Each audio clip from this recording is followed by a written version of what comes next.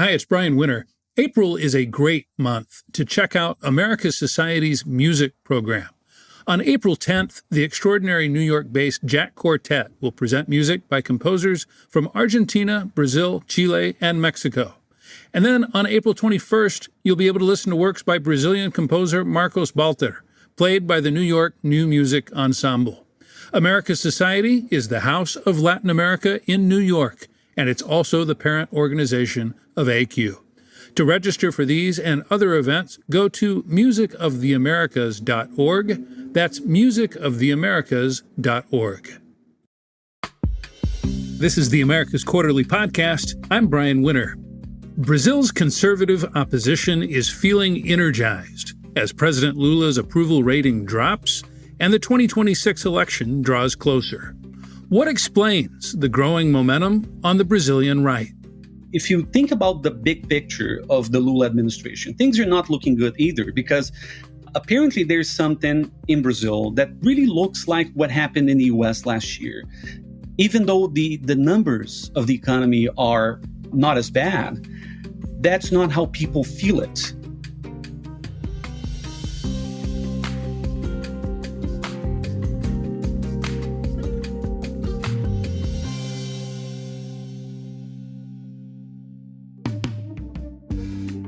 The political winds in Brazil seem to be shifting again, about a year and a half away from the 2026 elections.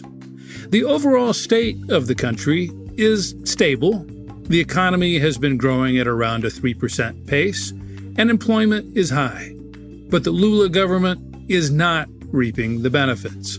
The president's approval rating is now just 41%, according to a recent poll, down 11 percentage points this year, to its lowest level in any of Lula's 3 terms in office. Some point to food inflation as the cause, others to Lula's lack of an effective social media strategy, and others to a longer-term conservative shift in the Brazilian electorate. But whatever the reason, the right in Brazil is energized. Last week, the Brazilian Supreme Court decided to put the right's main leader, former President Jair Bolsonaro, on trial for attempting a coup in 2022.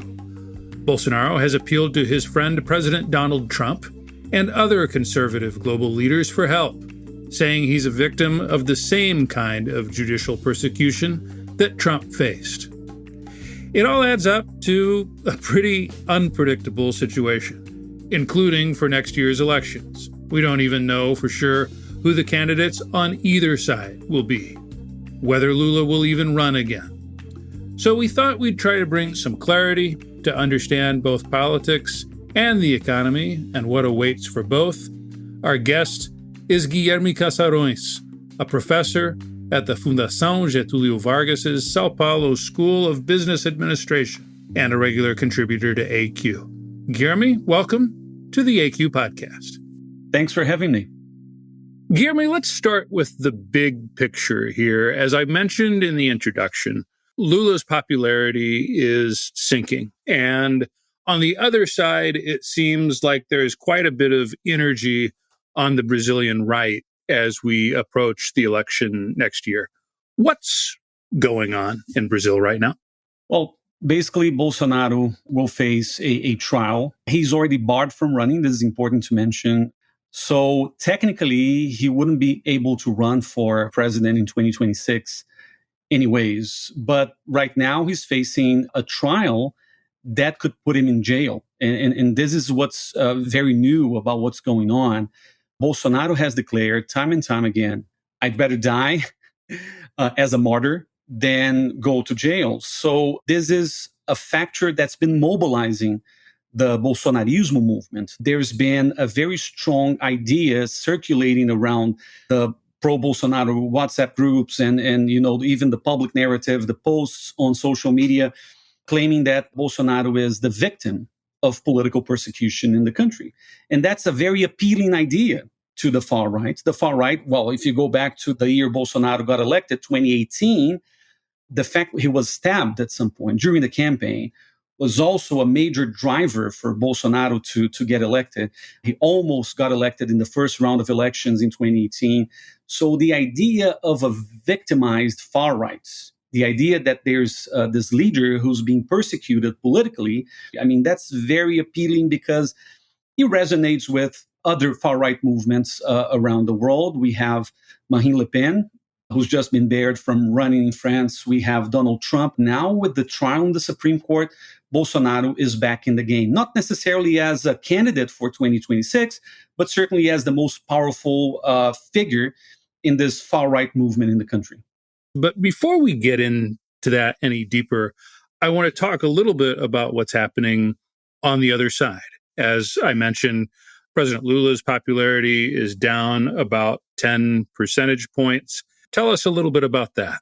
Lula's political situation is not looking good, really. If you compare to any of the previous moments when Lula was the president, from 2003 all the way to 2010, and then now, Lula has reached an all-time low in terms of approval ratings. And if you think about the big picture of the Lula administration, things are not looking good either, because apparently there's something in Brazil that really looks like what happened in the US last year.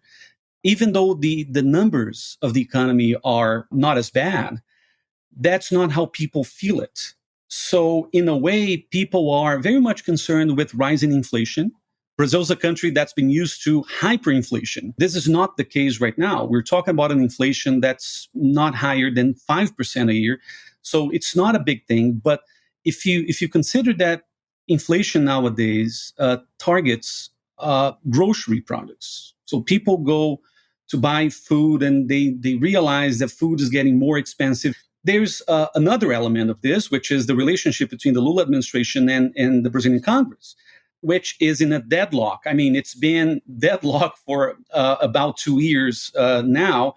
And it's very hard for Lula to actually, make things happen with a Congress that's not really supportive. Things are moving very slowly. The economy is not, going back to place. Lula promised during the 2022 campaign that people would, once again eat their steaks and drink beer. And that's not what's happening right now. And of course, if you think about Brazil's place in the world, things are very complicated for the Lula administration, especially if you look into the next 2 years, especially because now with Trump in the White House, it becomes much harder for, Brazil to find its own way without the risk of tariffs or without the risk of being pressured by the US. So the combination of all these factors has really hurt Lula's approval ratings. And this is something that we have to consider. We don't know yet if Lula is going to run for re-election. He can technically, but as things are looking right now, I'm not even sure if Lula will be able to run successfully for a next term. It's interesting you point out the parallels between the U.S. and Brazil. And I, as an American who follows Brazil very closely, I always question myself when I feel these, but there have been so many over the last, 8, 9, 10 years. And yeah, you do wonder if here in the case of Lula, it's a 79-year-old president who still, for the record, seems very sharp, but perhaps has lost a bit of the popular touch that he once had in a country that culturally, socially seems to be more conservative than it was 20 years ago. And, where he also, because of, they've done a lot of social spending, a lot of spending in general, and that has arguably supported economic growth, which has been strong, but it has also pushed up inflation, pushed up interest rates, and so on. So, you wonder if perhaps he will step aside in the same way that Joe Biden ultimately did. Well, this is certainly not Lula's preferred course of action. He has expressed several times that he really wants to run for re-election at this point. I think he was really imagining that he would be able to, unite the country for good. Not only is the country becoming more socially conservative, but the country is also more polarized than ever before. So he doesn't seem to be able to bring the country together. So apparently the conditions for him to run or even to, appoint a successor are very tough. I mean, he doesn't seem to be in good shape in terms of, the possibilities of getting reelected. And one of the structural problems of the Workers' Party is that there's no alternative. There's no one who could run on his behalf with, similar chances of success. Guilherme, it's true that Lula has had all these challenges. It's true that on the foreign policy front, he has not accomplished nearly as much as he hoped to. I mean, I personally believe that he had ambitions of getting perhaps even receiving a Nobel Peace Prize for negotiating peace in Ukraine or in Gaza. Neither of those things happened. Both of those, his role was just not what he hoped it would be. But at the same time, I mean, the country is, from a political and institutional standpoint, stable at the moment, right? I mean, he hasn't completely lost control of his agenda, correct? Yeah, I think that Lula has been able to push his agenda forward in several different dimensions. I've just met with the planning and budget minister, Simone Tebet, and she gave this very interesting presentation on regional integration and infrastructure integration. And I think it was fascinating because I really see things moving forward when it comes to, these very ambitious projects that Lula began talking about as early as 2005, 2006, and now they're coming into reality, and this is great. And of course, there are some economic agendas that are also moving forward, and thanks to the resilience of Finance Minister Fernando Haddad, I think that there are a lot of good things happening as well. But there's still a communication problem. One of the big challenges right now is for this current Lula administration to adapt to a world of social media, which is very much different from the analog world where Lula reigned for a very long time. And the message is not yet very clear. So even though the Lula administration is doing a lot of different things, I mean, not accomplishing everything at the same time, but he's moving forward with very strategic elements of his agenda, this is not what we read in the news. That's not what we hear. This is the reason why a few months ago he replaced the chief of government communication. Now I think that the challenge is to bring all the ministries together around one big idea of what Lula really wants for the country. So these struggles, Guilherme, that Lula's having, obviously a factor in what's energizing or re-energizing the Brazilian right. So let's look at them with a little more detail now. As you noted, Jair Bolsonaro is banned from being a candidate. Now he's potentially facing a jail term. But he obviously has not given up hope of being the presidential candidate in 2026. He is looking to friends inside and outside Brazil, including Donald Trump, for support. Do you think Jair Bolsonaro has a chance of being a candidate in 2026, or does he have another agenda as he's doing this? I think that Bolsonaro really believes that he's still in the game. I would say something else if we were talking about an entirely different country. But since we're talking about Brazil, I think it's fair to say that it's hard to pinpoint whether Bolsonaro will not be able to run for real, especially because the Congress right now is trying to pass an amnesty bill, which would probably, provide a loophole for Bolsonaro to be able to run in 26. His candidacy was barred by the Supreme Electoral Court, but apparently he's still, trying to find ways to turn the tables. And let's remember that the idea that a presidential candidate could go to jail even and then come out and be president again, it's happened before. It happened with Lula. It was the same thing. I mean, Lula, unlike Bolsonaro, he was very open about, okay, I got convicted, I have to go to jail, and I'm going to prove myself innocent. So the political context in the country, especially those who supported Lula, were much more, much calmer when it came to Lula's arrest. But the logic is the same. I mean, the fact that a president is put behind bars does not necessarily mean that he's not going to be able to run in the future. But the most important thing here is that in many ways, I think that Bolsonaro is trying to replicate at least part of Lula's strategies. Because what Lula did back in 2018 was to, push his candidacy for as long as he could. And he might be counting on the United States, looking to Donald Trump, hoping that Trump will take specific actions, including everything from sanctions against the judges who are trying Bolsonaro to maybe even broader tariffs. I certainly wouldn't take those off the table. They seems to be part of the strategy. A few days after Trump got elected, Bolsonaro published an op-ed in Brazil's leading newspaper, Folha de São Paulo, saying, well, the title was a very interesting, a bit ironic title, Accept Democracy. I mean, you should accept democracy. And the bottom line of what he was saying was, there is a conservative wave in the world. There's no way to stop us. Trump has got elected after 4 years out of office. I'm going to get elected after 4 years out of office. And there's no way to stop that. Basically, that's what he was trying to say. And many people were, aboard with, Folha de São Paulo publishing such a straightforward op-ed.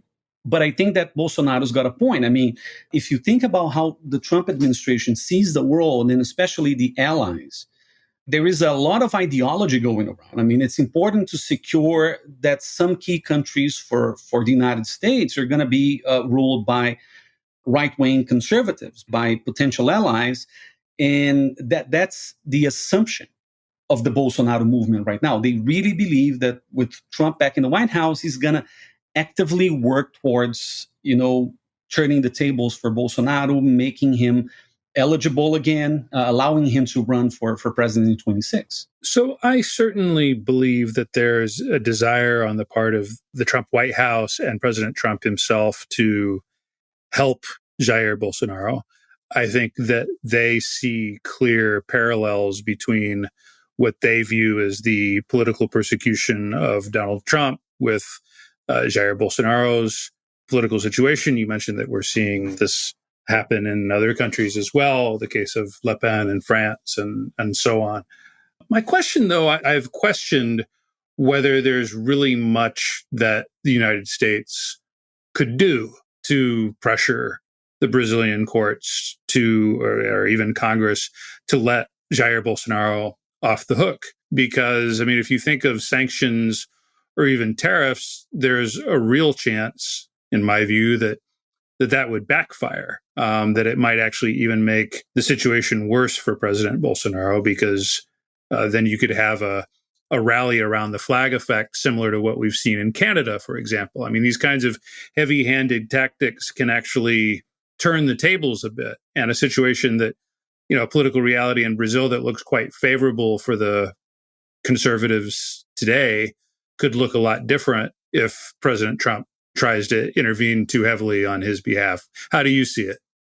Well, I agree with you, and this is something that I've been questioning myself as well. I mean, it's if you think about the toolbox that Trump has to work for Bolsonaro's election in 26, there's just so much he can do about it. And one of the things that he can actually try is to sanction some key members of the Supreme Court, and notably Justice Alexandre de Moraes. I think that he's the main target for reasons that we can, unpack later on. But basically, I think that Alexandre de Moraes is the most important figure right now, because you see, there are a lot of narratives going around in Brazil on Bolsonaro's side. And one element of this narrative, one building block of it, is Bolsonaro is he's a victim of political persecution. And the second part of this narrative is Brazil is currently under a judicial dictatorship. Apparently, this is how they are trying to push the narrative. I mean, there's this man, Alexandre de Moraes, who's actually even more dangerous than Lula himself, because he's the one who's, controlling every single step of the political process in the country. He's the one who barred Bolsonaro from running in 23. He was the one who actually counted the votes in 22, ultimately giving Lula the victory. Yeah, that's what the Bolsonaristas are arguing. And of course, they may find receptive ears, not just in Donald Trump himself, but Elon Musk also had a very public, extended confrontation with this same judge, Alexandre de Moraes, over Twitter and what can and cannot be published there in Brazil. Exactly. So that's the second part of the strategy. Alexandre de Moraes, he suspended the activities of X last year that might have done a lot of financial damage to the company.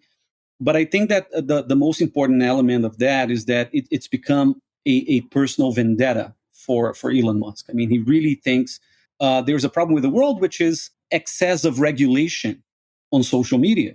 So he's basically trying to fight this. He's trying to push for deregulation of social media in many parts of the world. And there are two parts of the world that have been targeted by Elon Musk's efforts. The EU, of course, because of, there's this huge legal framework in the European Union that basically forbids Elon Musk to do whatever he wants to do with his own platform, and Brazil.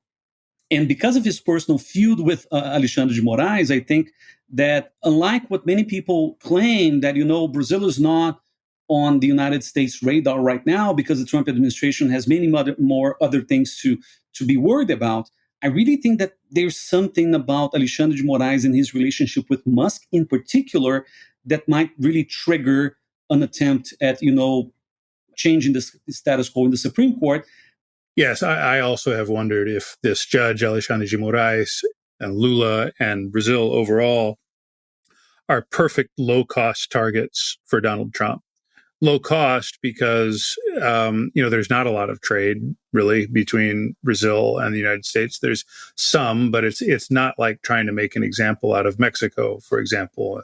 That would be very painful for the United States.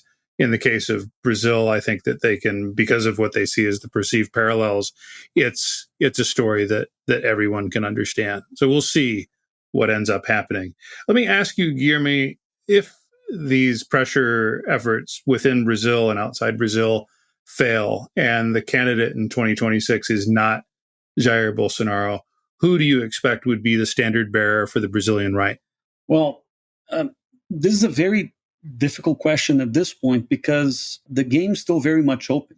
But one thing that we have to say before I get into the specific candidacies is that there's no such thing as a moderate right in Brazil.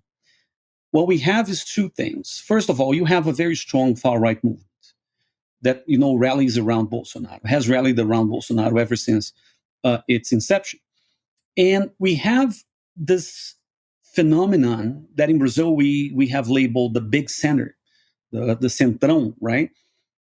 They might be ideologically right-wing, but they can be with whoever, provides them with more benefits in the long run. So they are not really ideologically committed. And it's important to underline this because there's no such thing as a moderate right-wing alternative that we can, speak of right now. At the end of the day, they are still very much committed to Bolsonaro and his movement. There seems to be only like two poles in the electoral competition in the country. You have the left, currently represented by Lula and the Workers' Party, and you have the far right represented by Bolsonaro. And you would include in that group that would have to emulate the governor of Sao Paulo, Tarcísio de Freitas, who is a figure that has a lot of support in the business community in Brazil as well as outside the country. I know that there's a perception in some quarters that he would be clearly a Bolsonarista candidate, but otherwise, an institutionalist, right? Someone who was even a minister in Dilma Rousseff's government at one point. You put him in the same basket, essentially, as the others. Yeah, I would really like to believe that Tarcísio is something else. But judging by his public statements and judging by what he's been doing as governor of the biggest state, the largest state in the country, which is São Paulo, the wealthiest, to be sure, I think that I would really place him on the far side of the right. I wouldn't say that he's a moderate right-wing politician. I'm not sure if it's possible to compare Tarcísio to maybe Ron DeSantis. I think that Tarcísio, he's at a crossroads right now. He's very popular. His approval ratings are relatively high compared to the average of governors in the country. But there are two things there. First of all, it will be very painful for him not to seek re-election as the governor of São Paulo. He would most likely win in the first round. So why would you accept this trade-off between a guaranteed re-election for governor and maybe a failed attempt at running for president? So that's point number one. And point number two, he's still very much loyal to Bolsonaro. He's been avoiding talking about the possibility of running in 2026. Bolsonaro has already declared time and time again that he will be the candidate no matter what. So it's very hard for Tarcísio to, decouple at this point from the movement that ultimately elected him 2 years ago. But there's one interesting thing that's happening right now as we speak. There is a politician we don't talk a lot about. His name is Gilberto Kassab. He's the president of one of the biggest parties in the country, the PSD party, which stands for Social Democratic Party, even though he's more of a center-right politician. There have been talks between Gilberto Kassab, who doesn't really take sides, and the Lula administration, so that the vice presidential candidate, if Lula decides to run again, or if the Workers' Party decides to run, for the vice presidential candidate in the ticket to be a member of the PSD party. This is interesting because apparently Lula has understood that he needs to, preemptively break with any possible alliance between the Centrão, the big center, and Bolsonarismo. And that's the reason why we're probably not going to see a moderate candidate running. But it's a situation that's very, very much unpredictable at this point because we don't know exactly how the tectonic plates are going to shift until 26. And for anyone who would like to know more about Gilberto Kassab, we have just published on America's Quarterly on our website a profile of him by our very own Luisa Franco, who is also the producer of this podcast. So, Guilherme, as you noted, it's a very complex electoral situation. Let me just ask you, though, a final question here. I mentioned this earlier in our conversation, this idea that Brazil is becoming a more conservative country, that the winds are blowing toward the right. You are someone who has written and studied extensively the right in Brazil, how it's changed over the last 10 years or so since Bolsonarismo really started to emerge. How do you see it? I mean, how would you explain to a non-Brazilian audience this energy that you feel on the right in Brazil today? And how is it different, if at all, from what we're seeing in other countries around the region and around the world? I think that something very important has taken place in global politics, really, over the last 10 years. When Trump first got elected in 2016, we consider Trump a role model for many other candidates that would be, running for president in some other countries. And that's precisely what happened with Bolsonaro in 2018. So in a way, Trumpism has helped other political movements from all over the world to organize themselves around a far-right platform. However, what we see today is something different. And that's the big change that I would really like to call the attention of our listeners to, which is the far right has become truly global. This is something that we didn't really consider 10 years ago because we thought, well, if the far right is by definition a nationalist movement, it doesn't make much sense for the far right to, internationalize. But apparently, the far right's going global and very, very quickly. The causes of the far right have globalized very quickly. The idea of freedoms, especially freedom of speech, has become a centerpiece of the far right's narrative globally. And also the notion that far right politicians, or as they like to call themselves, conservative politicians, are facing, this huge system that's basically blocking them and therefore the people from expressing themselves. These movements are all interconnected.